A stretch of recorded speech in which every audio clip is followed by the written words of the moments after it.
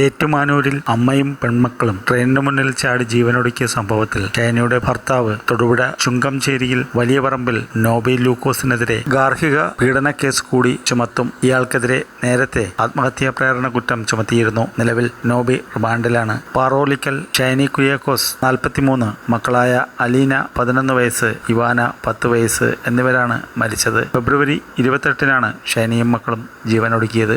ഈ വിഷയത്തിൽ നോബി ഷൈനിനെയും കുട്ടികളെയും ക്രൂരമായി പീഡിപ്പിച്ചതിന്റെ കൂടുതൽ വിവരങ്ങൾ പുറത്തുവന്നു. ജീവനെടുക്കുന്നതിന്റെ തലേന്ന് നോബി മദ്യലഹരിയിൽ ഷൈനിയെ വിളിച്ചിരുന്നു. വിവാഹമോചനം നൽകില്ലെന്നും കുട്ടികൾക്ക് ചെലവിന് പണം തരില്ലെന്നുമൊക്കെ പറഞ്ഞുകൊണ്ട് ഇയാൾ ഷൈനിയോട് കയർത്തു. അച്ഛന്റെ ചികിത്സയ്ക്കായി എടുത്ത വായ്പയിൽ നിന്നും നോബി നേരത്തെ കൈയൊഴിഞ്ഞിരുന്നു. ഇതോടെയാണ് ഷൈനി കൂടുതൽ പ്രതിസന്ധിയിലായത്. ഫെബ്രുവരി 28 പുലർച്ചെ 4:44 ഇവർ വീട്ടിൽ നിന്നിറങ്ങിയത്. പള്ളിയിലേക്ക് പോവുകയാണെന്നായിരുന്നു വീട്ടിൽ പറഞ്ഞത്. മക്കളിൽ ഒരാളെ നിർബന്ധിച്ച് വീട്ടിൽ നിന്നിറക്കി കൊണ്ടുപോയതും ദൃശ്യങ്ങളിലുണ്ട്. ഷൈനിയും മക്കളും റെയിൽവേ പാളത്തിലേക്ക് നടന്നു പോകുന്നതിന്റെ CCTV ദൃശ്യങ്ങൾ പുറത്തു വന്നിട്ടുണ്ട്.